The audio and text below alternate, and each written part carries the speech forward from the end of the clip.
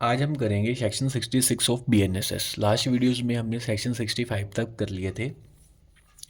तो सेक्शन 66 हमें बताता है कि सर्विस व्हेन पर्सन सम्मन कैन नॉट बी फाउंड। ये हमें बताता है कि भाई आपने सम्मन जिनको भेजे थे ना, तो उनकी सर्विस नहीं हो पा रही किसी भी रीज़न से। तो उन केसेस में आपको एक अल्टरनेट बताता है कि भाई आप इस तरह से इस बंदे की सर्विस करवा सकते हो। ठीक है।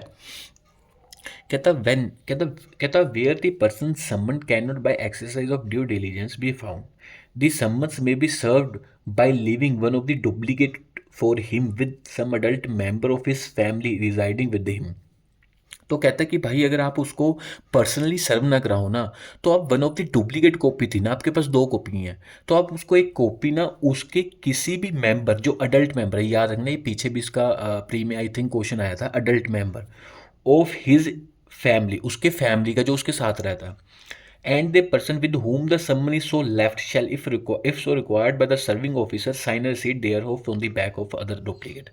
ये कहता है कि अगर वो बंदा ना मिले, आप किसी भी अडल्ट मेंबर के साथ जो उसके घर पे रहता है उसको एक कॉपी दे के और दूसरी duplicate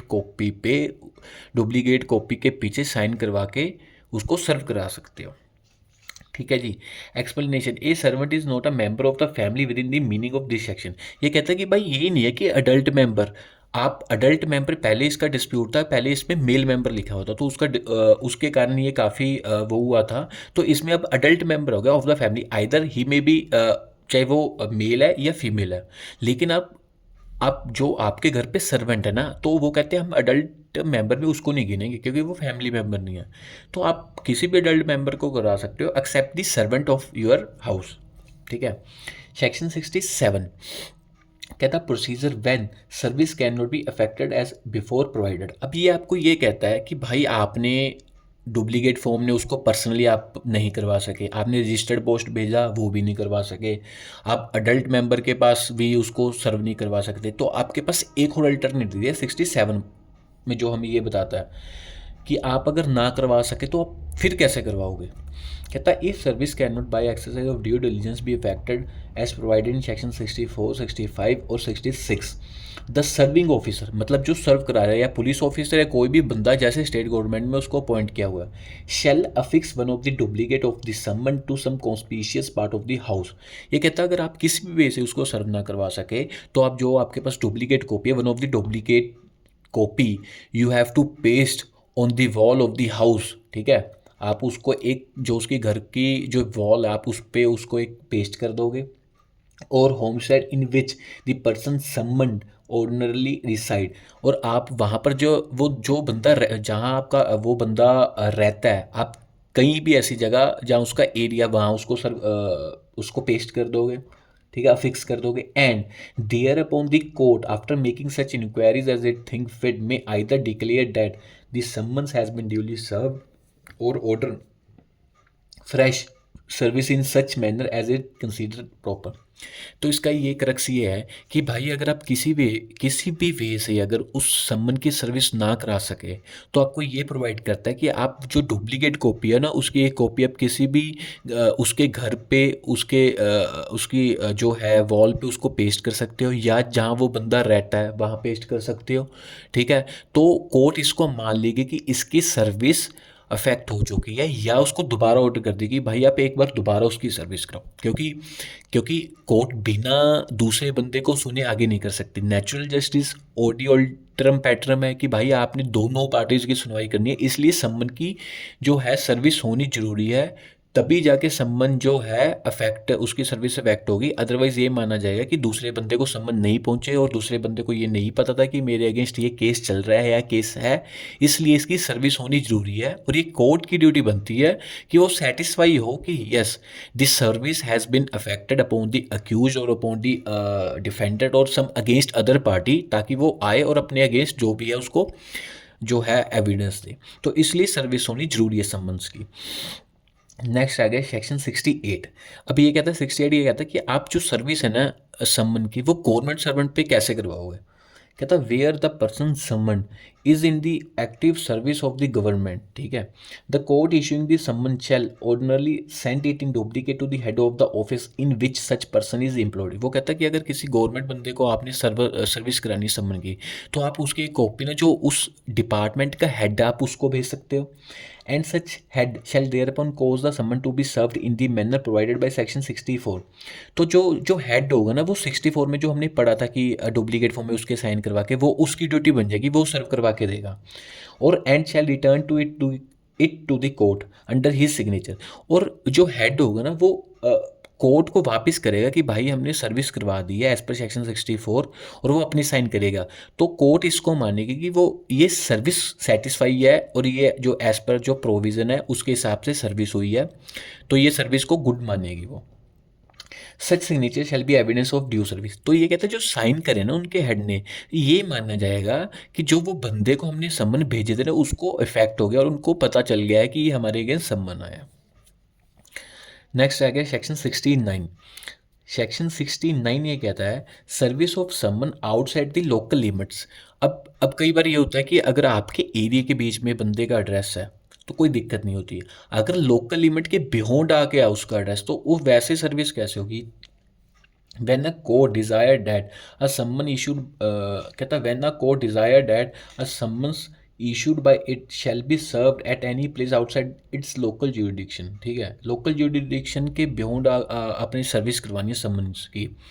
it shall ordinarily send such summon in duplicate to a magistrate within whose local jurisdiction the person summoned reside or is to be there सब। ये कहता है कि अगर सपोज करो एक बंदा उसकी पावर सिर्फ कुछ लिमिट है और वो जो दूसरे बंदे को उसकी सर्विस करवानी है वो बंदा बाहर है, तो वो जो सम्मन है वो मैजिस्ट्रेट को भेजे जाएंगे जहाँ वो बंदा रहता है या जहाँ पर उसकी जो सर्विस हो सकती है, ठीक है। तो जो वो मैजिस्ट्रेट है जिसको भेजें वो सर्विस की सम्मन की सर्विस करवाएगा, ठीक है, कि वो उस जैसे उस बंदे उस मैजिस्ट्रेट ने उस बंदे की सर्विस करवानी हो तो हम उसको एड्रेस करेंगे तो वो जो हमें है सर्विस करवा के भेजेगा। आगे आगे सेक्शन 70।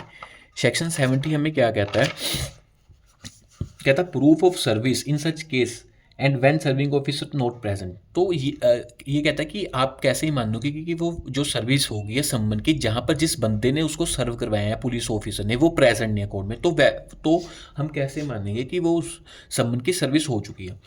सबसेक्शन 1 कहता है वेयर अ सम्मन इशूड, कहता है वेयर अ सम्मन issued by a court is served outside it's local jurisdiction, मतलब सर्व हो चुके हैं लोकल ज्यूरिडिक्शन के बियॉन्ड जो हमने 69 में पढ़ा, तो उस केस में कैसे मानेंगे। कहता है and in any case where the officer who has served a summon is not present, या उन केस में जहां पर जिस बंदे ने सर्विस कराई है वो प्रेजेंट नहीं at the hearing of the case. कहता है एन एफिडेविट सॉरी कहता है an affidavit purporting to be made before a magistrate that such summon has been served and a duplicate of the summon purporting to be endorsed in a manner provided by section 64 or 66 by the person to whom it was delivered or tendered or with whom it was left। ये कहता है कि अगर उन case में जिस बंदे ने सर्विस करवाई है और वो प्रेजेंट ही है कोर्ट में तो कैसे मानेंगे, वो अपना एफिडेविट देगा कि भाई मैंने एज पर लॉ उसकी सर्विस करवा दी है और जो उसकी डुप्लीकेट कॉपी थी उस पर साइन करवा दिए हैं और ये आपकी कोर्ट फाइल में लगी है कि हाँ मैंने सर्विस उस सम्मन की सर्विस करवा दी है। तो उन केस में कोर्ट मानेगी कि हाँ ये जो सर्विस है एज पर लॉ हुई है, ठीक है। शैल बी एडमिसिबल, कहता है shall be admissible in evidence, ठीक है, वो एडमिसिबल होगी एविडेंस में। कहता है shall be admissible in evidence and the statement made therein shall be deemed to be correct unless and until the contrary is proved। वो जो स्टेटमेंट है जो ऑफिसर की है जिसने समन करवाया तो वो सही मानी जाएगी until and unless आपको उसको डिस्प्रूव नहीं करते। Subsection 2 the affidavit mention in this section may be attach to the duplicate of the summon and return to the court. कहता है जो एफिडेविट देगा ना सर्विंग ऑफिसर वो जो डुप्लीकेट फॉर्म के साथ लगा सकता है, मतलब जो डुप्लीकेट जो कॉपी हमने सर्व करवाई थी उसकी जो हमारे पास एक कॉपी है उसके साथ एक एफिडेविट लगा के कोर्ट में दे सकता है। Subsection 3 all summons served through electronic communication under section 64 to 71 shall be considered as duly served and a copy of such summons shall be attached and kept as a proof of a service of summon। वही चीज़ है अगर digital आपने किया है तो आप उसकी एक कॉपी लगाओगे वो माना जाएगा कि उस बंदे को सर्व्ड हो गया। अब आगे आ गया 71। हमने 70 तक तो ये किया था दूसरी पार्टी की, ठीक है, मतलब अक्यूज या रिस्पोंडेंट। अब इसमें एक सेक्शन है 71 कि अगर आपने विटनेस को भी बुलाना ना, उसकी भी प्रोविज़न आपने इसी में लिखी हुई है। उसकी सर्विस कैसे कराओगे 71 में? अगर किसी भी केस में अगर आपने विटनेस को बुलाना है, उसको भी सम्मन भेजने पड़ेंगे ना, तो उस केस में उसकी सर्विस कैसे कराएंगे या कैसे मानी जाएगी? सबसेक्शन 1 कहता है note with standing anything contain in any proceedings any in the proceeding section of this chapter. आपने जो भी पढ़ लिया अपने ऊपर वाली प्रोविजन में, आप उसको एक सेकंड के लिए भूल जाओ, जो भी लिखा हो उसको भूल जाओ। अब यहाँ उसके लिए नया स्टार्ट आ गया। कहता है a court issuing a direction issuing a summon to a witness. कहता है जो कोर्ट है ना, जो विटनेस को इशू कर रही है समन,